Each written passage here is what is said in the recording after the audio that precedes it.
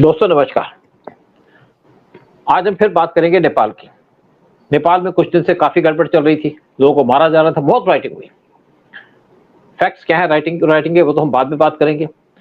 लेकिन ये जो सारा दंगल चल रहा था, सारी जो चीजें हो रही थी, वहां पे 4 उनके प्राइम मिनिस्टर या फॉर्मर प्राइम मिनिस्टरों पे अटैक किया गया। केपी ओली जो कम्युनिस्ट है, उन पे स्पेशली अटैक किया गया, उनको भागना पड़ा। जलानाथ खनाल जो सीपीएन यूएल यानी कि ओली की पार्टी के, उनकी वाइफ को मार दिया गया। शेर बहादुर देउबा जो नेपाली कांग्रेस के थे, और उनको कहा जाता था वो एजेंट हैं अमेरिका के। उन पे कुछ लोगों ने कोशिश की अटैक करने की, लेकिन उनको बचा लिया गया। किसने बचाया? डीप स्टेट के लोग जो उस भीड़ के अंदर खड़े हुए थे। ये बात करें कि यहाँ पे डीप स्टेट इन्वॉल्व थी, और मैं आपको बता दूं बिल्कुल डीप स्टेट इन्वॉल्व थी जो कुछ हुआ है नेपाल के अंदर। और डीप स्टेट पिछले 2022 से यहाँ पे काम कर रही थी। मेरे पास कुछ फोटो हैं, शायद मैं कोशिश करूंगा अपने वीडियो के अंदर फोटो लगाने की। और साथ में जो डीप स्टेट है वो वहां पे रेगुलर काम कर रही थी, जजेस से बात कर रही थी, उनको एम्बेसी के अंदर बुला करके ब्रीफिंग कर रही थी, टी पार्टी में उसको होस्ट कर रही थी। उसके साथ साथ जो वहां पे पढ़े लिखे लोग हैं, जैसे प्रोफेसर है, उनको बुलाया जा रहा था। जो पॉलिटिकल लोग हैं, कुछ जो ज्यादा प्रोमिनेंट नहीं है, उनको बात की जा रही थी। यंग लोगों को बुलाया जा रहा था, और बहुत से लोग एडवोकेट्स को बुलाया जा रहा था, जर्नलिस्ट को बुलाया जा रहा था, और उनको ब्रीफ किया जा रहा था बहुत से इश्यूज के ऊपर। साथ में हंड्रेड्स ऑफ डॉलर्स खर्चे जा रहे थे इन लोगों के ऊपर। और आपके जो बलिंदर शाह हैं, ये भी वहां पे एक्टिव थे। और पिछले 1 साल से यहाँ पे एक लेडी सीआईए की ऑफिसर थी, नाम नहीं पता, लेकिन उसकी फोटो है मेरे पास। वो भी यहाँ पे एक्टिव हो रही थी और मीटिंग होल्ड कर रही थी सबके साथ। तो कुछ लोगों को शक तो था क्या पर्पस है, क्योंकि यूएस वहां पे इतना एक्टिव नहीं था, लेकिन रिसेंटली वो एक्टिव हो गया था। लेकिन ये जो कुछ हुआ नेपाल के अंदर, वहां पे कुछ मॉइस थे, जो पुराने मॉइस थे, उनको पैसे दिए गए और उनसे कहा गया जब डिमॉन्स्ट्रेशन हो रही है तो आप जाइए और यहाँ पे गड़बड़ करिए। जो पुराने मॉइस थे वहां पे गड़बड़ कर दी, बंदूकें भी थी उनके पास, और यहाँ पे वायलेंस स्टार्ट कर दी, क्योंकि वो तो एक्सपर्ट थे वायलेंस के अंदर। और जितने भी लोग हैं, चाहे मॉइस हो चाहे कोई हो, सबको पैसा चाहिए, और डॉलर के ऊपर सब बिक जाते हैं।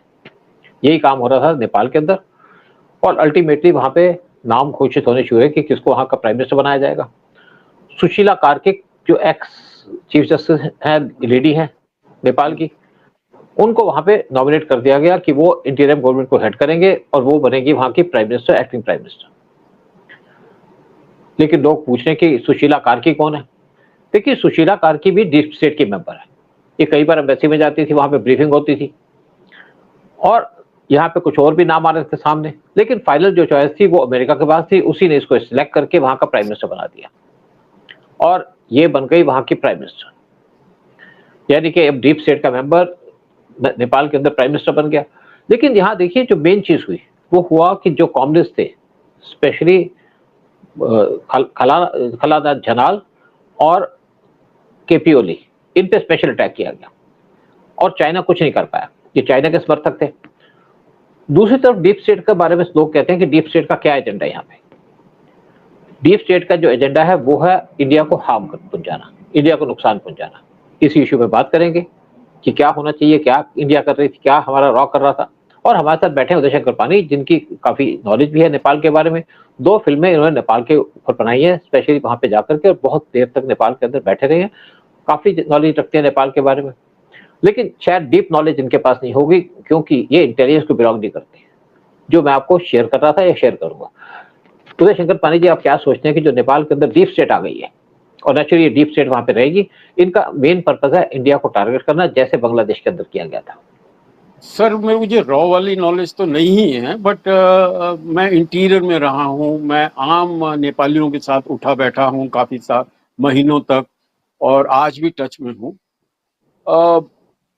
मेरी एक ऑब्जर्वेशन सर यही है कि नेपाल का वही हाल है जो लालू प्रसाद यादव के टाइम बिहार का था, और दोनों के सोचने का ढंग कुछ ज्यादा फर्क नहीं है, चाहे वो तराई के हों या काठमांडू के हों। It is sad what has happened. इतना दुख होता है। चाहे वो हमें बड़ा भाई ना समझे, वहां भी एक फैशन है कि हिंदुस्तान को गाली देना एक फैशन, हिंदुस्तान को क्रिटिसाइज करना एक फैशन है। तो ये बड़ा मुझे गले से बात नहीं उतरती कि आपने अपने ही देश को जलाया। आप अगर अपने देश को प्यार करते हो, मुझे कुछ लॉजिक समझ नहीं आ रहा कि आपने अरबों रुपए का एक होटल जला दिया क्योंकि वो किसी करप्ट मिनिस्टर के बेटे का था। अरे बेटे का था, but it was Nepal's asset, it was a 5 star hotel और may be a 7 star hotel. आपने वहां के मेट्रोलॉजिकल डिपार्टमेंट को जला दिया, टीवी सेंटर को जला दिया। आपके वहां पर पता नहीं कौन नॉन हिंदूज थे जिन्होंने पशुपतिनाथ मंदिर के ऊपर अटैक कर दिया, और जब वो अटैक उनका सक्सेसफुल नहीं हुआ क्योंकि आर्मी आ गई थी वहां पर, उन्होंने बाहर जितनी भी गाड़ियां थी, मोटरसाइकिल थी, मंदिर के बाहर सब जला दी आके। What have they achieved? I mean, इसको भी तो सालों साल लगेंगे नेपाल को टू नॉर्मलाइज। मतलब ये पागलपन था सर। ये जो रेवोल्यूशन था, किसने इंस्टिगेट किया और कैसे बाहर के लोग इसके अंदर घुस गए और क्रिमिनल्स लोग घुस गए इसके अंदर और लूटमार शुरू हुई। अरे घर की औरतें जाके वहां पर दुकानें लूट रही हैं जाके। और so it was, I you feel sad कि एक जो द ओनली हिंदू कंट्री जो थी क्योंकि जब तक वो हमारे रॉयल फैमिली थे तब तक तो वो थी, और उसके बाद जैसे ये लेफ्टिस्ट लोग आ गए, इन्होंने भट्टा बिठा दिया नेपाल का। और चलो उनकी जागरूकता हुई है, बट बहुत बड़ा प्राइस पे किया उन्होंने, बहुत बड़ा। पता नहीं कब कितना टाइम लगेगा उनको नॉर्मलाइज होने। देखो उदय, आप जो बात कर रहे हैं बिल्कुल ठीक बात है, लेकिन सच्चाई कुछ और है। हर एक आदमी वो नहीं सोचता जैसे आप सोचते हैं। यहाँ पे जब बॉयज आए थे उन्होंने क्या करना शुरू कर दिया, होटलों की लाइट बंद कर देते थे। क्योंकि नेपाल की दो टाइप की इनकम थी, एक थी रेमिटेंस जो फॉरेन से आती थी, दूसरा वहां पे टूरिज्म था। टूरिस्ट होटल में ठहरा करते थे, कोई नेपाली ठहरेगा नहीं होटल के अंदर, तो टूरिस्ट होटल में ठहरते थे, नेपाली वहां की लाइट बंद करते थे, डिस्ट्रॉय कर देते सारा कुछ। कैसीनो खुले हुए थे जहाँ पे टूरिस्ट आते थे, उससे बड़ी इनकम होती थी। कैसीनो बंद कर दिया इन्होंने, बहुत हल्ला गुल्ला किया और पूरे नेपाल को जला दिया, हजारों लोगों का मर्डर कर दिया। जब नेपाल के अंदर यहाँ पे मॉइस्ट एक हिसाब से मिस रूल कर रहे थे राजा के टाइम पे, बाद में इनकी गवर्नमेंट बनी।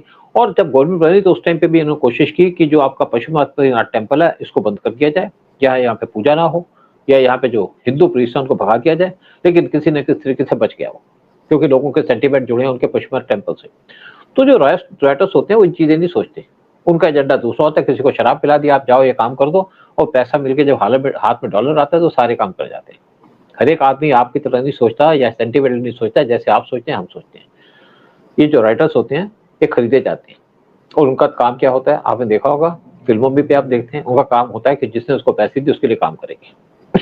नेपाल के अंदर जो डेमोन्स्ट्रेशन जो हो रही थी पीसफुल हो रही थी, और पीछे से कोई लोग मोटरसाइकिल के अंदर आए, सारे के सारे कहा जाता है एक्स जो बॉयज थे वो आए, उनको अमेरिकन एम्बेसी से पैसे मिले थे, डीप स्टेट से पैसे मिले हुए थे, और आए उन्होंने आग लगानी शुरू कर दी, तोड़ फोड़ शुरू कर दी। देखिए बहुत से लोग जो आए थे राइटिंग के अंदर, उनके पास बंदूकें भी थी, गन्स थी, जिससे उन्होंने फायरिंग भी की। और नाम तो बात दूसरी है कि पुलिस को फायरिंग करनी पड़ी और यहाँ पे कुछ लोगों का मर्डर कर दिया गया, ये 20 लोग कहते हैं, और लोग कहते हैं कि 60 से ज्यादा लोग मारे गए थे राइटिंग के अंदर। लेकिन जो राइटर्स है उनका काम जो था, जो उनको काम दिया गया था, उन्होंने खूबी कर दिया। यानी कि अमेरिका चाहता था सब कुछ तोड़ दिया जाए, जला दिया जाए, ताकि यहाँ पे टोटल क्योस हो जाए।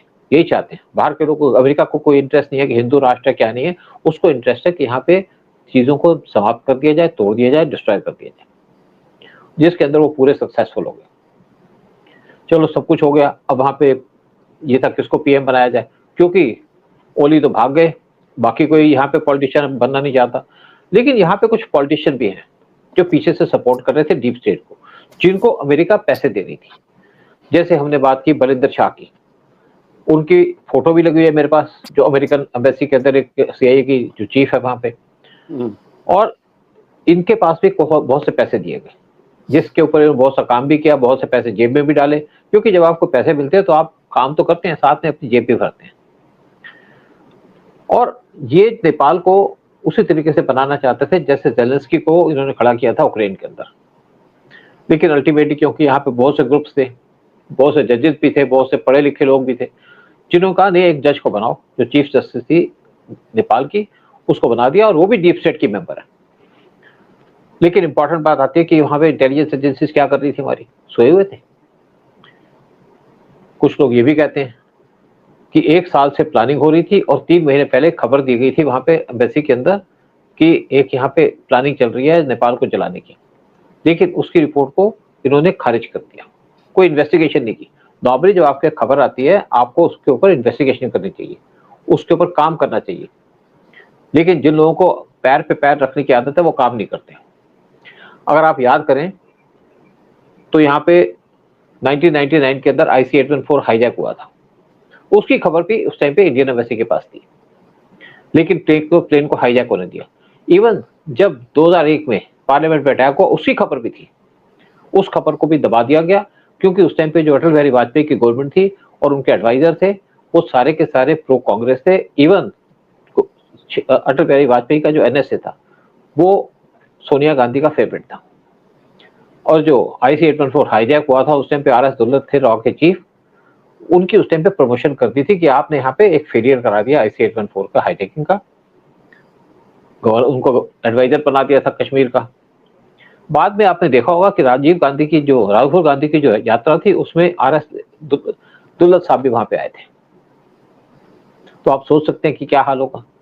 लेकिन आज के टाइम में अगर ये इंसिडेंट हुई है नेपाल के अंदर और अगर यहाँ पे फेलियर इंटेलिजेंस का, गवर्नमेंट इस पे पूरी इन्वेस्टिगेशन करे और पता लगाए कि क्या कोई इन्फॉर्मेशन दी गई, नहीं भी दी गई तो इनकी रिस्पॉन्सिबिलिटी बनती थी कि वहां पे वेरिफिकेशन की जाए, कि काम किया जाए कि आप क्या सो रहे थे वहां पे, आप क्या पॉलिटिकल इन्फॉर्मेशन लेने को बैठे हो, और अगर किसी का फेलियर है तो उस पर डायरेक्ट एक्शन लिया जाए। जो भी स्टेशन चीफ होगा जिसकी रिस्पॉन्सिबिलिटी थी नेपाल को देखने की, उसको पनिश किया जाए। और अगर ऐसे लोगों को छोड़ते रहेंगे तो ऐसे कुछ नहीं होगा, देश सुधरेगा नहीं। कल बांग्लादेश में हुआ, आज नेपाल में हुआ, इसके बाद कहीं और हो जाएगा, कुछ और हो जाएगा। तो क्या आप वेट कर रहे हो कि इंडिया के अंदर भी ऐसे इंसिडेंट हो जाए जो नेपाल के अंदर हुई या बांग्लादेश के अंदर हुई?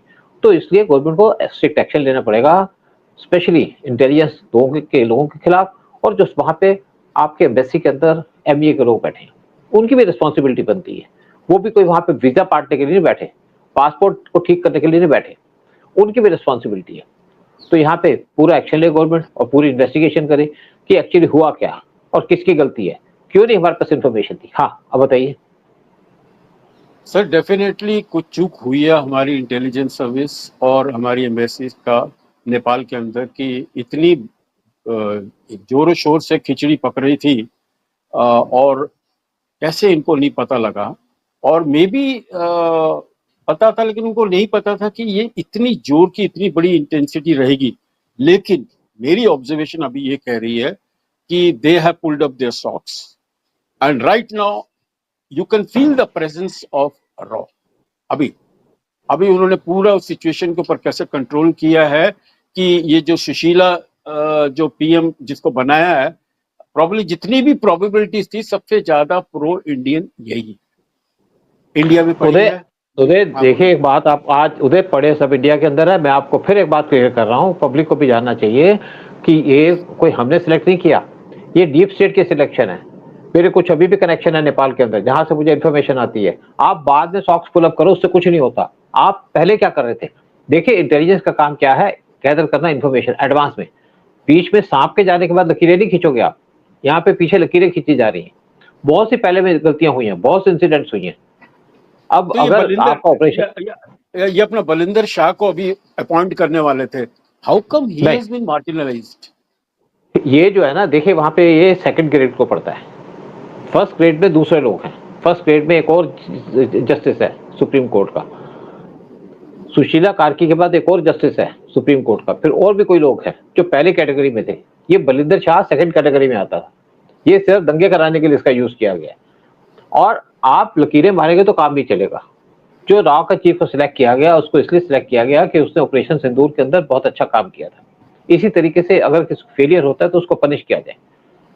जो भी आदमी रिस्पॉन्सिबल था, जिसकी भी रिस्पॉन्सिबिलिटी बनती है, चाहे MA का हो चाहे रॉ का हो, उसके ऊपर एक्शन लिया जाए कि ये बहुत बड़ा फेलियर है। देखिए हम कब तक इंतजार करते रहेंगे, एक के बाद एक फेलियर होते हैं।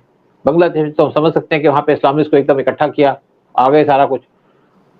लेकिन यहाँ की क्या बात है, ये तो बांग्लादेश नहीं है, ये तो नेपाल है। हमारी चिकन नेक भी इस टाइम पे डेंजर में आ जाती है। और अगर हम US को इस तरीके से इग्नोर करते रहे या US की डीप स्टेट को, तो हमारी तो बड़ी मुश्किल हो जाएगी फ्यूचर के अंदर। क्या आप ये वेट करें कि ये सिचुएशन इंडिया के अंदर है, लेकिन गवर्नमेंट को इसके ऊपर एक्शन लेना पड़ेगा।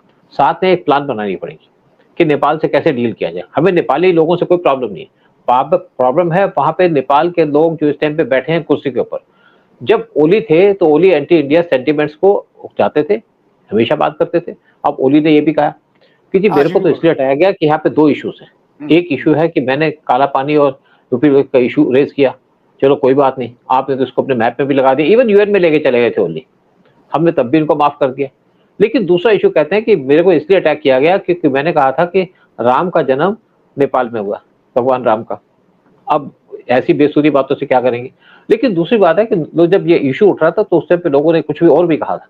उन्होंने कहा जी नेपोलियन नेपाली था, क्योंकि नेपोलियन का नाम नेपाल से आता तो वो भी नेपाली था। तो ऐसे लोगों की बात तो छोड़िए, लेकिन गवर्नमेंट क्या करेगी? क्या कल यहाँ से टेररिस्ट आने शुरू हो जाएंगे? पहले तो हमें डर था कि टेररिस्ट आते हैं पाकिस्तान से, क्या अब अमेरिका इंडिया के टेररिस्ट भेजेगा? क्या कुछ नेपालियों को इंडिया के अंदर भेज करके डिस्टर्बेंस करने क्रिएट करेगा? क्योंकि जो एक्स बॉय स्कैटर है वो भी अब भी नेपाल के अंदर बैठे, उनको पैसा तो काम करेंगे। तो इंडिया को देखना पड़ेगा इसके ऊपर कि नेपाल से जो फ्री मूवमेंट है उसको क्या कंट्रोल करें, क्या बॉयज को कंट्रोल किया जाए, और जो लोग एंटी इंडिया स्टेटमेंट देते हैं क्या उनको इंडिया के अंदर आने दिया जाए। कि आप देखिए ना, बलविंदर शाह जो है वो भी इंडिया के अंदर पड़ा है कर्नाटका में, और जो चीफ जस्टिस है सुशीला कार्की, ये भी इंडिया के अंदर पड़ी है। पड़े तो सारे ही हैं, प्रचंड भी इंडिया के अंदर पड़ा हुआ था। सर वो 95% नेपाल में जो पढ़े लिखे लोग सब इंडिया में पढ़े हुए हैं, क्योंकि वहां पर एजुकेशन सेटअप इतना है नहीं कोई, तो they all come to India to study, और यहाँ पर बड़ा इजी है टू कम एंड मतलब उनसे कोई उनका बिहेवियर, उनके साथ ट्रीटमेंट भी बहुत अच्छी होती है, and they get the benefits of being an overseas student. I am telling you, वो हमारे साथ ठीक है, के अंदर बहुत नेपाली लोग। हाँ, उसमें हमें कोई प्रॉब्लम नहीं है, लेकिन गवर्नमेंट को सोचना पड़ेगा कि ये कल सिचुएशन इंडिया के अंदर आ सकती है। अगर हम इसी तरीके से देखते रहे, वेट एंड वॉच की बात नहीं है, इस पे एक्शन की जरूरत है कि जो प्रेजेंट सिचुएशन है नेपाल के अंदर उससे कैसे डील किया जाए। यहाँ जो डीप स्टेट का जो एक्शन चल रहा है नेपाल के अंदर, उससे 2 कंट्री प्रभावित है, एक इंडिया एक चाइना। आज हम चाइना की तरफ मूव भी कर रहे हैं, चाइना भी हमारी तरफ आ रहा है, तो हो सकता है कि उनके साथ मिलकर काम करें। देखिए चाइना को भी यहाँ बड़ा झटका लगा है, जिस तरीके से झलानाथ खनाल वो सबसे ज्यादा क्लोज थे चाइनीज के, उनकी वाइफ को मार दिया गया और ओली को तो भगा दिया गया। लेकिन इसके ऊपर चाइना के भी बात की जा सकती है। पहले हम बात करते थे यूएस से मिलकर बात करते थे कि किस तरीके से चाइना को दूर रखा जाए। आज सिचुएशन चेंज हो चुकी है। ट्रंप को ये जो स्टेटमेंट दे दी कि मैं इंडिया को बर्बाद कर दूंगा, कोई ऐसे नहीं कहा। जो मोदी साहब ने किया, आपने स्टेटमेंट सुनी होगी, मोदी ने कहा था कि मुझे हो सकता है कि नुकसान हो, इसका पर्सनल नुकसान होगा, लेकिन मैं उसके लिए तैयार हूं। तो यहाँ पे जो बांग्लादेश के अंदर हुआ है, जो नेपाल के अंदर हुआ है, इसके इम्प्लीकेशंस होंगे इंडिया के ऊपर। और इस टाइम पे जो भी है, चाहे डीप स्टेट है, चाइना को तो हटा दिया वहां से, लेकिन इनका डायरेक्शन किस तरफ है? इनकी डायरेक्शन है इंडिया की तरफ, इंडिया को नुकसान पहुंचाना। नहीं तो क्या जरूरत थी अमेरिका को यहाँ घुसने की। और एक और बात बता दूं, यहाँ पे यूएस साइलेंटली काम कर रहा था, कन्वर्शन कर रहा था, हिंदूज को कन्वर्ट कर रहा था क्रिश्चियनिटी के अंदर, और लोगों ने नाम अपने हिंदू रखे हैं लेकिन क्रिश्चियनिटी में कवर किया जा रहा था, कन्वर्ट किया जा रहा था पैसे देके। साउथ कोरिया के अंदर यूएस की बेस बनी हुई है और यूएस उनकी सिक्योरिटी देखता है। साउथ कोरिया के अंदर आज 50% पॉपुलेशन कन्वर्ट हो चुकी है क्रिश्चियनिटी के अंदर, और यही काम ये करना चाहते हैं नेपाल के अंदर। नेपाल को क्रिश्चियन स्टेट बनाना चाहते हैं, और इसको काउंटर करने के लिए सिर्फ एक ही तरीका है। इंडिया को अगर नेपाल को काउंटर करना है या डीप स्टेट को काउंटर करना है तो उसका एक तरीका है हिंदू राष्ट्र। हम क्या हिंदू राष्ट्र को सिर्फ एक स्लोगन देते रहेंगे? क्यों नहीं हम नेपाल के अंदर हिंदू राष्ट्र की बात करते? देखिए वहां पे बहुत सी ऑर्गेनाइजेशन है जिसके ऊपर काम कर रही है, इवन आरएसएस के फंक्शन को अटेंड करने के लिए आते हैं लोग नेपाल से। तो आज हिंदू राष्ट्र का जो झंडा है उसको इंडिया को फहराना पड़ेगा नेपाल के अंदर, और हमारी गवर्नमेंट और एजेंसीज को इसके ऊपर काम करना पड़ेगा। अगर हिंदू राष्ट्र अगर हम हिंदू राष्ट्र का झंडा फहराते हैं नेपाल के अंदर तो जो डीप स्टेट का जो एजेंडा है वो फेल हो जाएगा, इवन जो चाइना का एजेंडा वो फेल हो जाएगा। तो आज जरूरत है इंडिया को सेफगार्ड करने की, अपने बॉर्डर को सेफगार्ड करने की, नेपाल को सेफगार्ड करने की, कि नेपाल के हिंदू राष्ट्र के एजेंडे को इंडिया पूरी सपोर्ट दे और ओपनली सपोर्ट दे। पीएम को स्टेटमेंट देनी चाहिए कि नेपाल के अंदर 90% पॉपुलेशन हिंदू है और उसको हिंदू स्टेट बनाना चाहिए। क्या प्रॉब्लम होती है पीएम को स्टेट देने में? योगी साहब को स्टेटमेंट देनी चाहिए, क्योंकि योगी साहब की बहुत ज्यादा रेलेवेंस है नेपाल के अंदर। और आज जो डीप स्टेट है उसको काउंटर करने का सिर्फ एक ही तरीका है कि नेपाल को हिंदू स्टेट बनाने के लिए हमारे गवर्नमेंट काम करे, हमारे एजेंसीज काम करें। अगर हम पैर पे पैर रख के बैठे रहेंगे तो हम कुछ नहीं कर पाएंगे, बहुत देर हो चुकी है पहले ही। Right, very good sir. आपका अनाउंसमेंट कर दीजिए चैनल के लिए सर। जी, तो एंड में आपसे रिक्वेस्ट करेंगे कि चैनल को सब्सक्राइब कीजिएगा और वीडियो को शेयर कीजिएगा कि हम जो भी बात करते हैं डंके की चोट पे बात करते हैं और जो भी कहते हैं सच बोलते हैं, डरते नहीं है किसी से, क्योंकि हम बात करते हैं देश की, देश के संबंधों की, देश की प्रोग्रेस की, देश की सिक्योरिटी की। जय हिंद, जय भारत। जय हिंद, जय सिया राम, जय भारत।